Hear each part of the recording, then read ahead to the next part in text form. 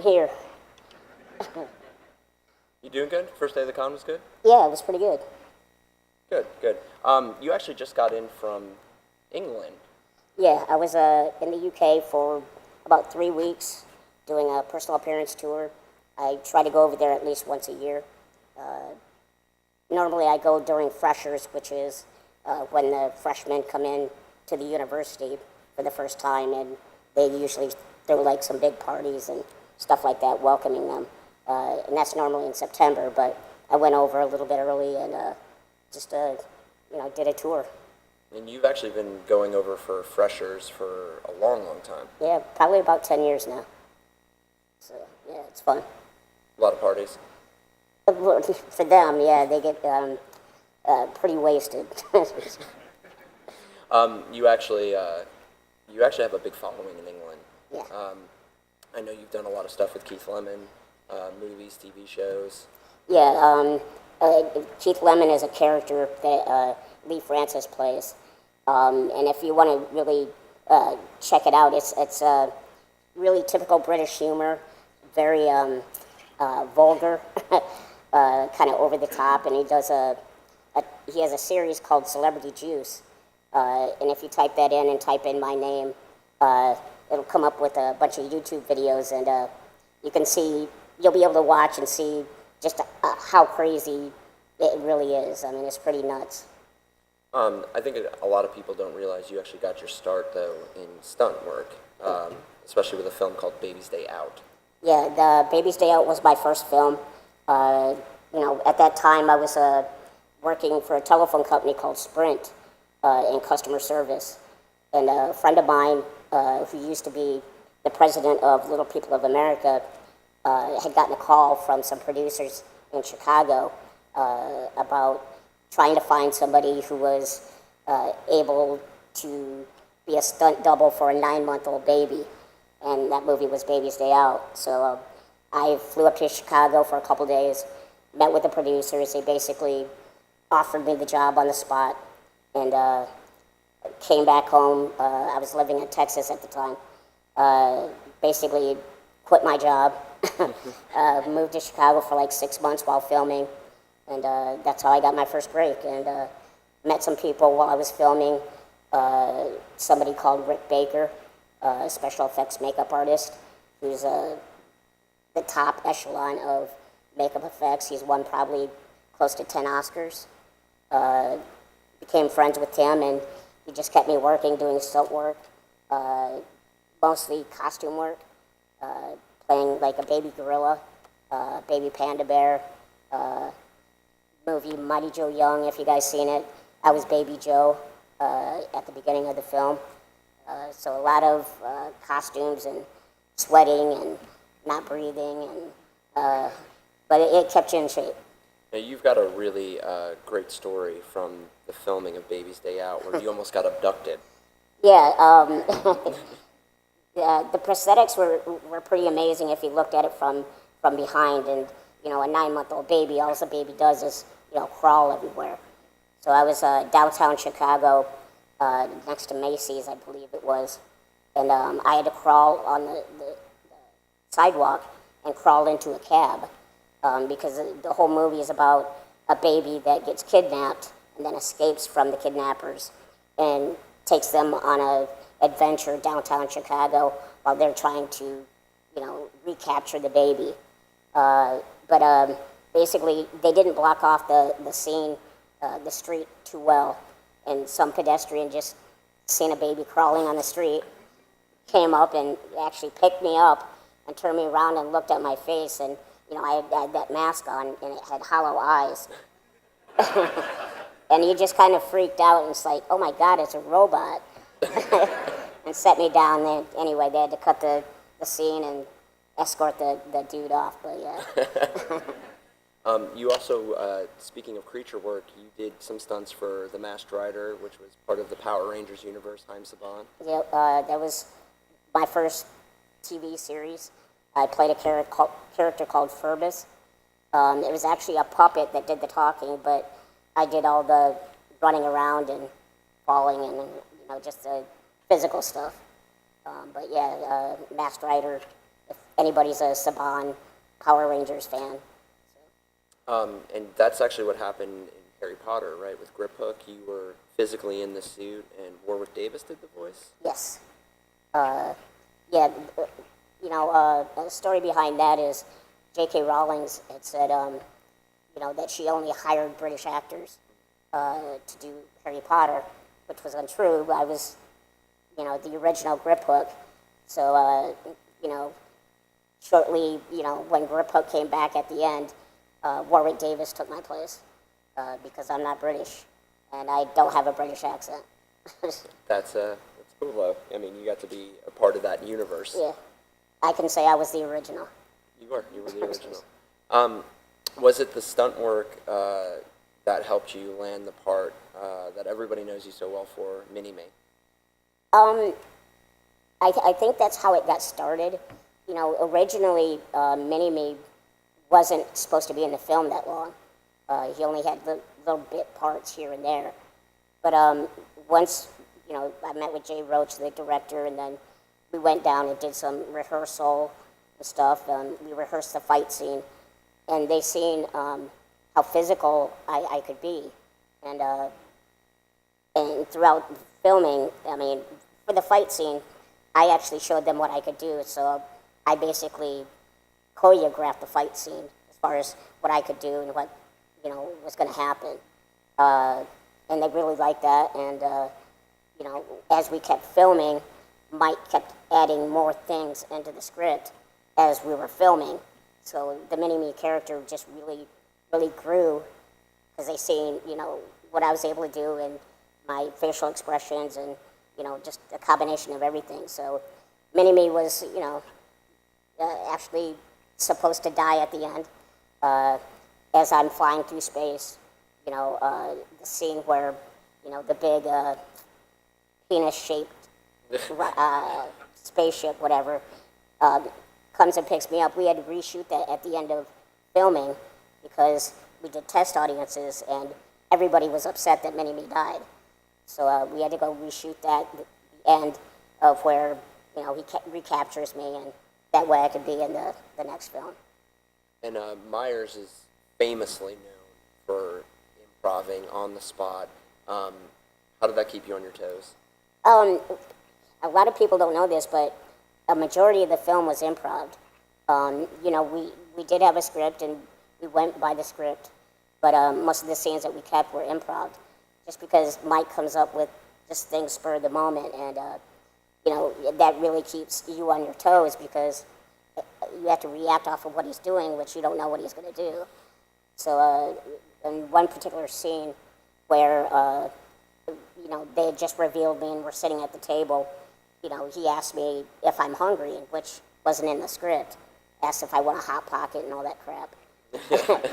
And, I didn't know what to do, so I just went no and went to take a bite of the cat.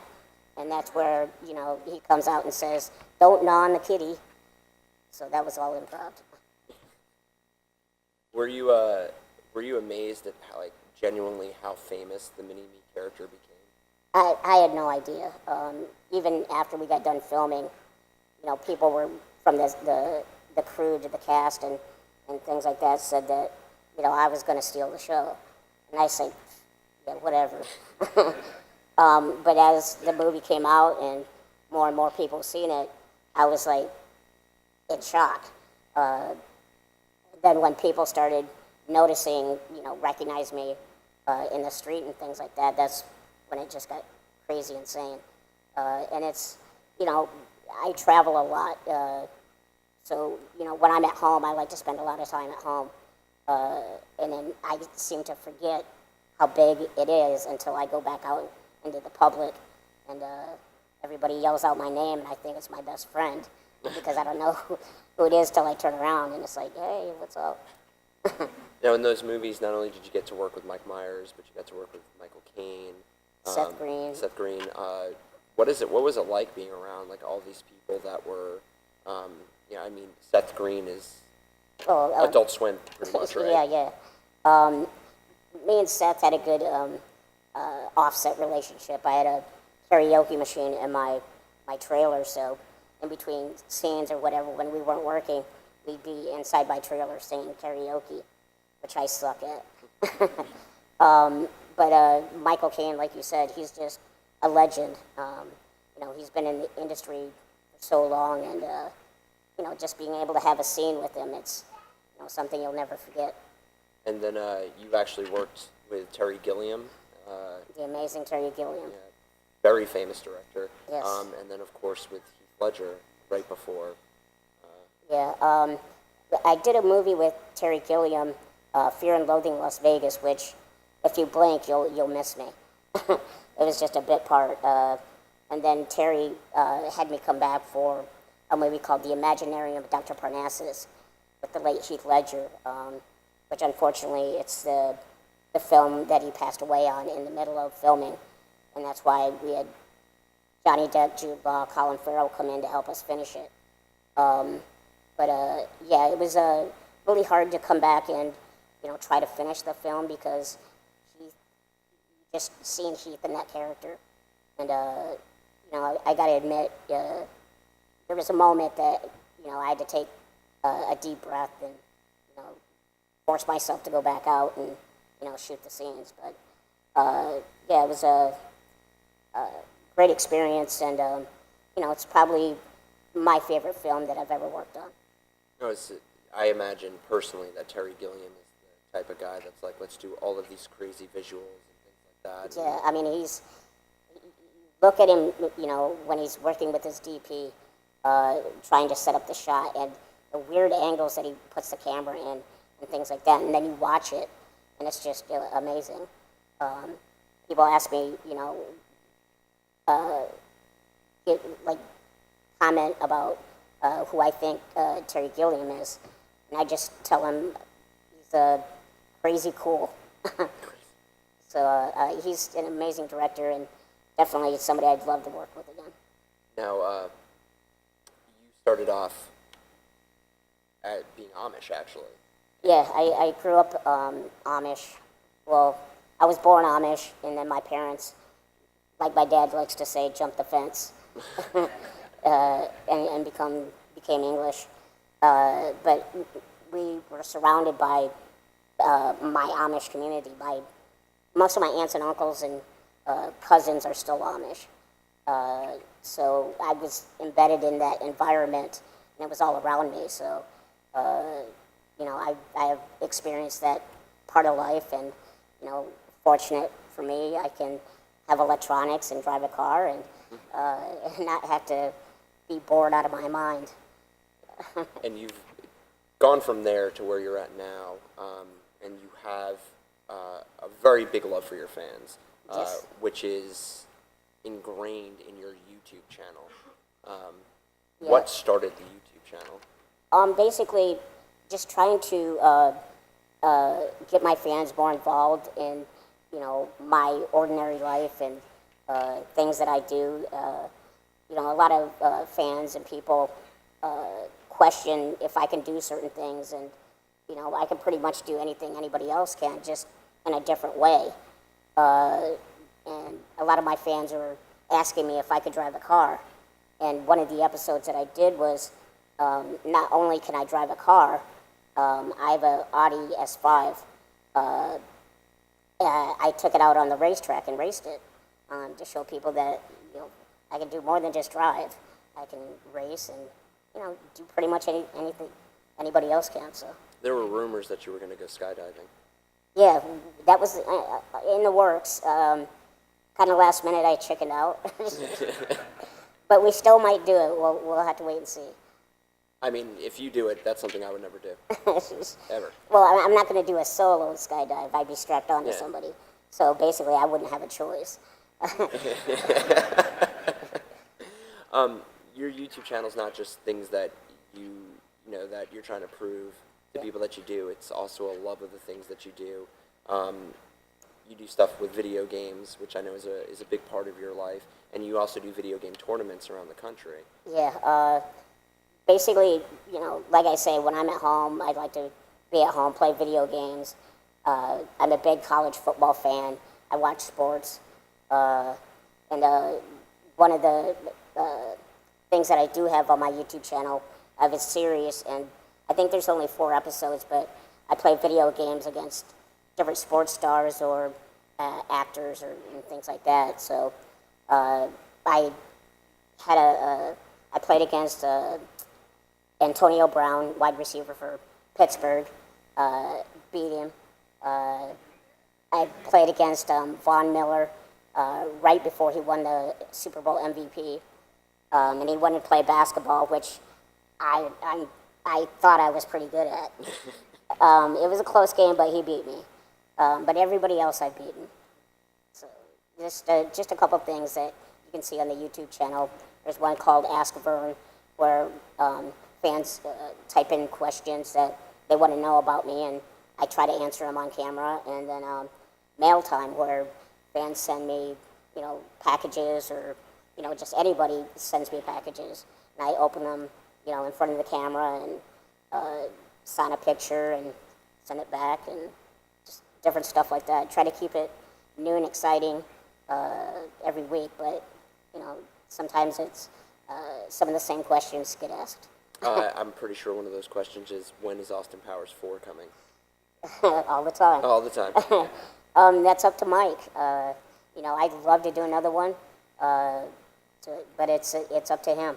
It's his baby, so we'll have to wait and see. Well, I know Jay Roach recently came out and said let's do it. Jay is one of my favorite directors also, and if it comes up, I definitely want to be in it. So what's some of the weird stuff that people have sent you in fan mail? Well, there's and it's on my YouTube channel. There's some lady sent me a painting, and it's actually pretty good, and it looks pretty amazing. But she calls herself what did she call herself? I can't remember, but she basically painted the painting with her boobs. I don't know how she did it, but she called herself the Boob Lady Painter or something like that. So that's weird. Yeah, it's amazing. You, like I said, you really do have a good connection with your fans. Have you ever reached out to any of your fans through YouTube or anything like that to get in contact with them? I like to, that's why I do these Comic-Cons. I think it's great to come out and meet the fans and, try to give something back. If it wouldn't be for you guys, I'd be unemployed on the street probably. But I just want to, say thank you to everybody. I forgot what my next question is. That's my fault. You actually work with charities too. Yeah. I know you do HIV research. You do stuff for hearing loss as well. There's a charity based out of Minneapolis, Minnesota, and they have a gala every year. But it's called Starkey Hearing Foundation. And what they do, they travel all over the world doing different seminars and different missions, is what they call it, giving out free hearing aids to the underprivileged and the poor and, just people who can't hear. And it's all free of charge, and they get the people with the hearing aid, show them how to use it and how to maintain it. I haven't done a mission yet, but hopefully soon. I was supposed to go to Afghanistan a couple years ago, but that kind of didn't happen. Yeah, it's a great cause, and I try to help them out as much as I can. Another one is called Best Buddies. It's for people with intellectual and developmental disabilities. What they do, they, have kids and adults, people that have these issues, just have them, come to these events, bike riding events, and have them just fit in, make them feel comfortable out in public, help them go to school, get them jobs. It's just a great organization just to help them have as much self-esteem and confidence in life. Now, do you go to these events yourself? And Yes. I go to Best Buddies like twice a year, the bike riding events, and they have a gala in Miami, which I go to every year. And I just try to do what I can for these different charities that, I support. That's really wonderful. Really wonderful. Does anybody have any questions for Verne? At any time, you guys can come up to the microphone or raise your hand because we're. All right, I'm out of here then.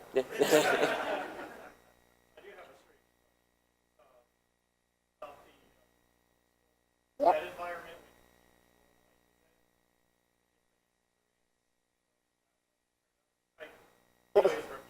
Yeah. He's crazy.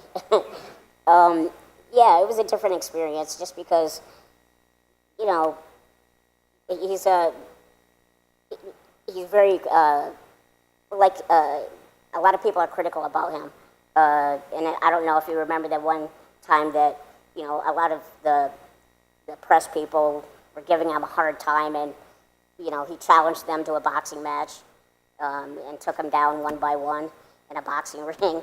That's the kind of guy he is. So yeah, he's different. Now that actually got to mix your love of video games with movie making, right? Yeah. So A bad interpretation. yeah. But going back to your YouTube channel, what do you have planned for the future of the YouTube channel? Well, I was just in the UK, and I did a lot of stuff with some rare sports cars and things like that. Well, you got to Lamborghini, right? Not a Lamborghini. It was a 914 Porsche or something, and then a couple of McLarens, rare cars that you don't see every day. And if you go to my Instagram or Twitter, you'll see some pictures. But I have a bunch of video of behind the scenes, and some of that stuff's going to be coming out on my YouTube channel. And do you have anything planned? Any video games to dominate actors or sports figures? Because Antonio Brown gave you a pair of shoes, didn't he? He didn't give me a pair of shoes. He autographed a football for me and a jersey. The shoes were actually the shoes that he had made for the game that I watched, and it was a tribute, giving tribute to Arnold Palmer, who had just passed away. But he invited me to a game. I got to go down and get on the field and sit in his press box up in the stands and watch the game, and it was just pretty amazing.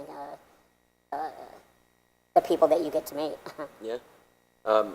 And do you have anything planned? TV, film? Not at the moment. I'm actually right now. I'm doing a cameo in a film this next week called Chasing Molly, I think. And it's just a cameo, so I'll probably be there for a day. But nothing like really big in the horizon right at the moment. At least nothing definite. There's possibilities, but with that, I can't really say because it might not happen. But there's a demand for you. Well, as long as that's out there, hopefully I'll keep working. Yeah. So Mike Myers said, has he ever invited you to do Shrek? No, he hasn't. Yeah. I mean, he's got his own thing going, and I'm doing my thing. So everybody, is trying to stay busy, and I think Mike has a project that he's working on right now. I think it might be another Wayne's World, but I'm not positive. He's doing a Second City movie too, isn't he? I don't know. Yeah, I think I read Maybe that. that's it. So for here at the con, with all the people here, have you been able to get out into Pensacola? Not really yet. I think I'm going to try to hit up McGuire's, before I go home. I'm sure everybody here can give you recommendations on what you should try. Yeah, I'll try not to burn it down. There's a lot of dollar bills on the walls. Taxed dollar bills. Yeah. It's insane. So with the YouTube channel doing well, are you going to expand it, or are you just going to keep it as is? No, we're trying to get it to grow as big as possible. I got my first plaque from YouTube for 100,000 followers or subscribers, and I think I'm at a little over 250 now. So we're just going to try to keep building it, and and try to keep you guys interested. How often do you do the fan mail? Is it once a week? It's No, once every 2 weeks. Once every 2 weeks. Yeah. And on camera, what is the best thing that you've ever opened? Well, I collect a lot of stuff. People will send me knives, which I collect, like swords and things like that. So, it's just a variety of things. I mean, the boob painting, that's the one that sticks out. But yeah, anybody can send me anything, and it's getting to be where I get a lot of stuff, and unfortunately, I can't open up everything on camera. I try to do as much as possible, but if I open up everything, it'd be an hour-long show. Wait, it wouldn't be a worthless hour-long show. No, it wouldn't be worthless, but it kind of gets old after a while.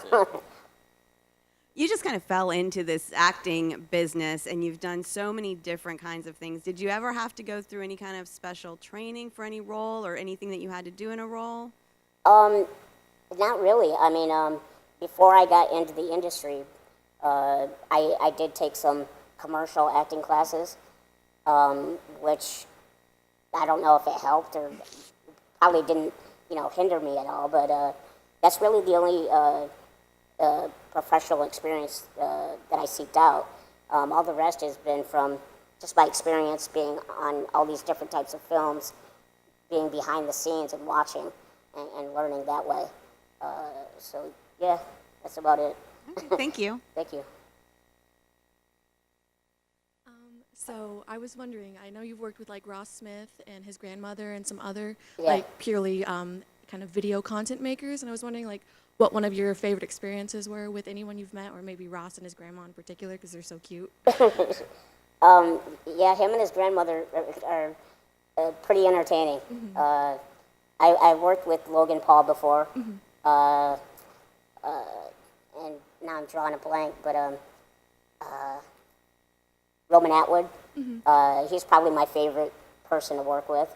I mean, he's got a great channel, and his slogan is like just perfect. His slogan is "Smile More," and I think everybody should do that. Thank you. Thanks. I'm a big fan. I guess that was our only question. That's it. No. Anybody else have any questions for Verne? Very mellow in this crowd. Yeah, I know. Still early for me too. That was actually Hello. Hi. I'm sorry. So I wanted to ask, throughout your acting career, were there any particular, moments that you favored, or like any particular memorable moments, like your favorite moment as an actor, or working with someone that you really admired, or? I kind of caught part of that. she asked what was your favorite moment as an actor or just acting experience. I think my favorite is the Imaginary Dr. Parnassus, being able to, work with Heath Ledger.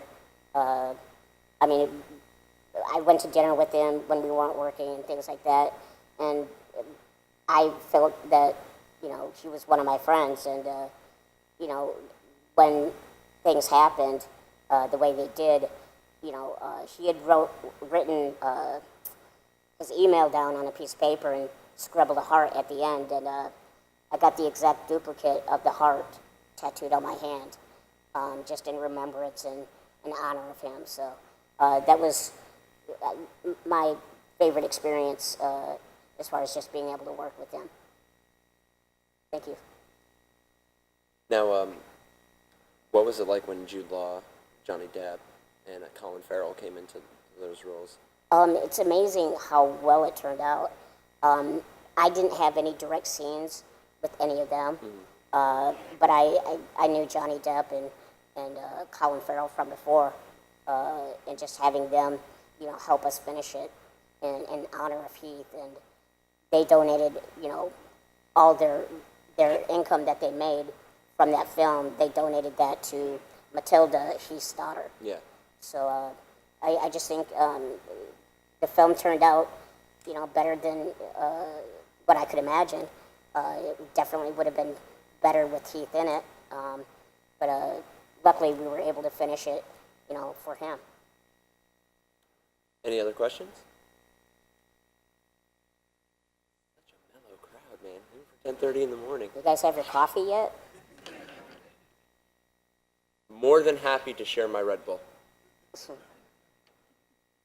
Okay, so you did a movie recently called No Malone, Yeah. and I know you're super excited about it. Oh, yeah, just enthusiastic. I don't know if you guys have seen it. It's on Netflix. It's basically one of those that goes straight to DVD. It's called Gnome Alone. It's about a killer garden gnome, kind of based off of Leprechaun, kind of. And check it out if you like horror films. I generally wouldn't recommend it, but if you're interested, check it out. Do you have any desire to do horror again? Yeah, I mean, I was approached recently about being the next Leprechaun, but that's something that's possible, but it's not guaranteed yet. So. Have you actually met Warwick Davis? Oh, me and Warwick go way back. Way back? Yeah. Would that be a cool kind of passing of the torch? I don't know exactly. There wasn't a definite script or anything, Yeah. so I don't know what the concept was. Whether me and Warwick would actually be in this at the same time. Well, that would be cool. So, I don't know. But I was approached, and if it happens, it happens. If it doesn't, I guess it doesn't. Now, do you get squeamish when the gore starts coming out, or Nah, I'm pretty easy. you're pretty easy? Man, I'm trying to phrase this question correctly.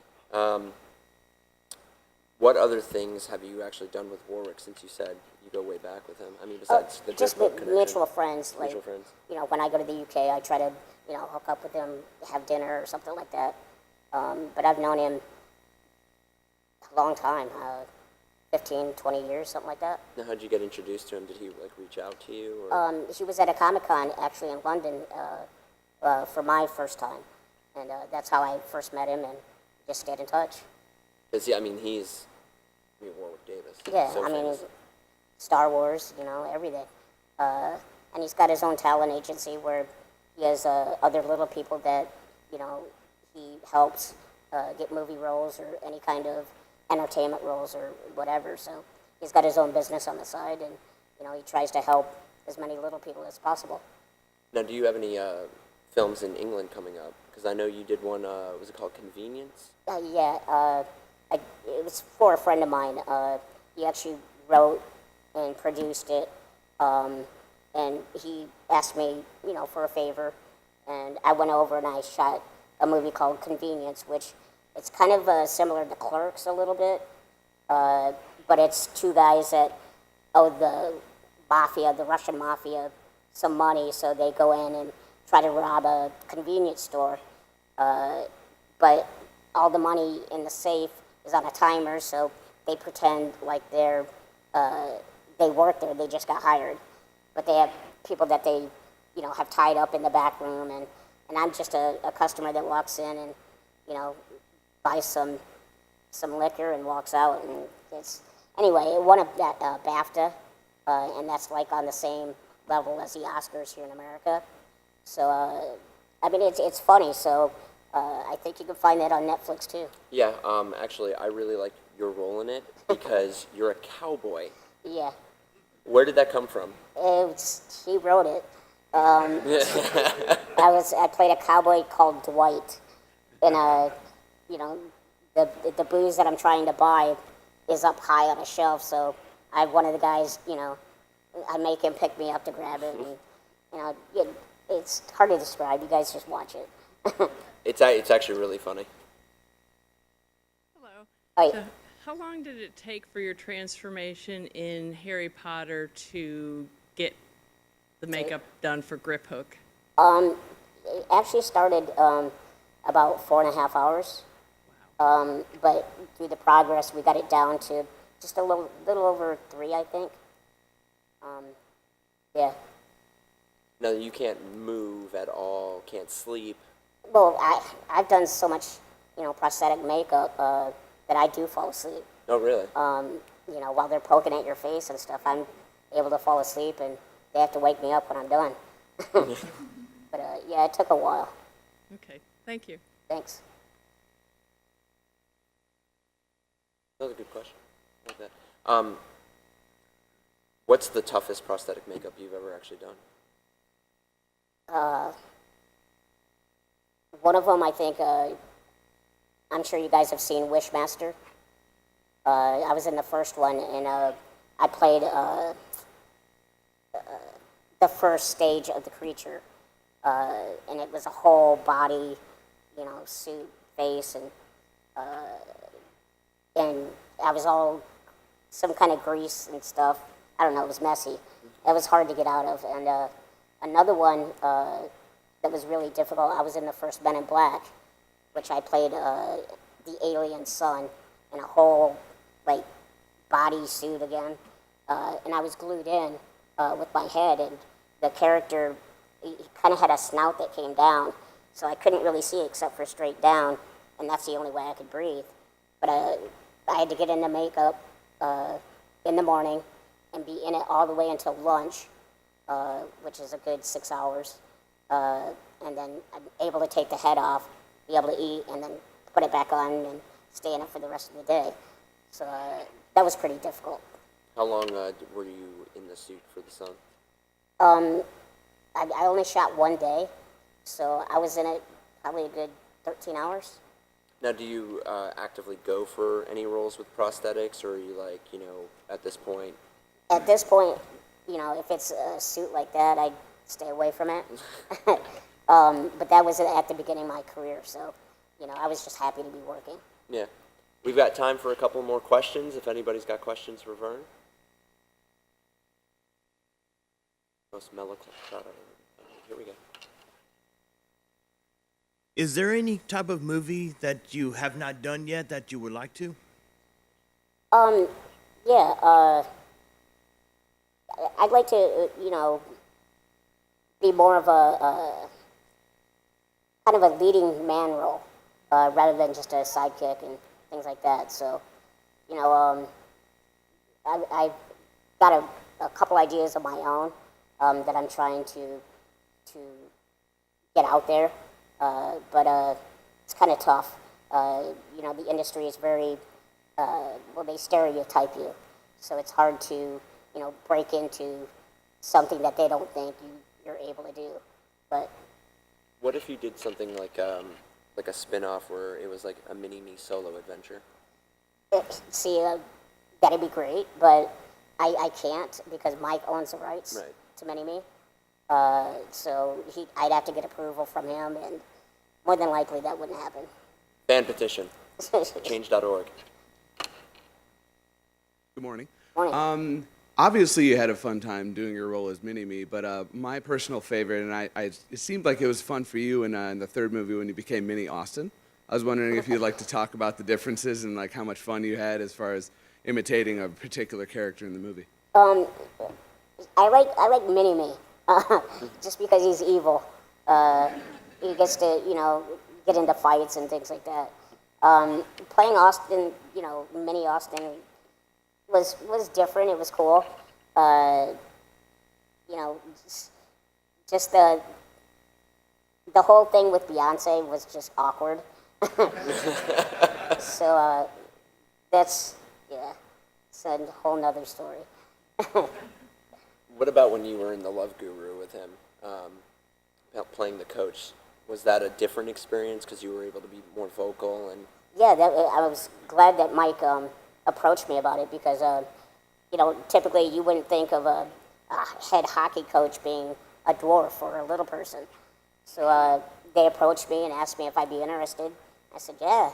And basically the coach was just angry all the time, if you guys seen it. So, and him letting me have lines and things like that, just a whole nother new experience.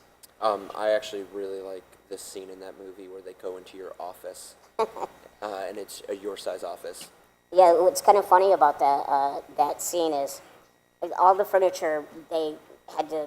I was doing something else at the time, but they had to come and get measurements to make sure the furniture is exactly in proportion to me. And that whole scene is you know, in the office, everybody's bending down, but I'm standing straight up. But I got to actually stole all the furniture from the set. And I have it in my game room at home. So if you ever come over and want to play video games, you're going to have to sit in a small-ass chair. Didn't Von Miller came to your house, Yeah. right? And there was a small couch. I made small him sit couch. on Yeah, it. yeah. How did that? How did he take that? He sat in it. I don't think it was that comfortable. Were you like, no, you're in my house now? Basically, that's why I have it set up that way. I mean, when I go out into public here, it's like, you know, I got all this tall stuff, and you come to my house, now you got to deal with it. I like that. We've got 5 minutes, guys. Any questions that you have for Verne? Good morning, Verne. Morning. Is there anybody in the future that you would really like to work with, that you look up to? Yeah, somebody I'd love to work with is Clint Eastwood. Oh, yeah. He's just a legend, and he directs some amazing films. What kind of film with Clint Eastwood? Any, it doesn't matter. Would you? I mean, would you do a western? Yeah, if you ask me. That'd be amazing. Yeah.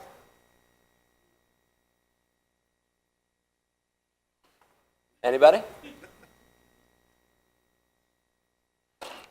Who else would you like to work with? 'Cause that's actually a really good question. I like that. I like you. Keira Knightley. You know, any hot female, I guess. Has there ever been an embarrassing moment from like any movie that you've been in, like any like embarrassing stories to tell? Nothing really embarrassing. I don't know if you guys seen the end of like the only blooper at on the Love Guru. There was only one blooper and it was me, and it's basically after I caught on fire and wearing a hat and a suit, and we're in the locker room and the camera's rolling and the director just yells out to the camera guy and says, you know, what's going on? All I can see is butts and crotches. And I just come back and say, now you know how it feels.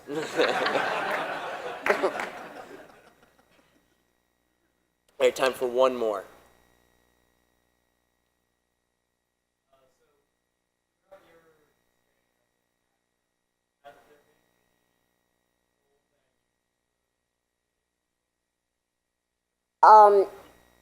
Postal.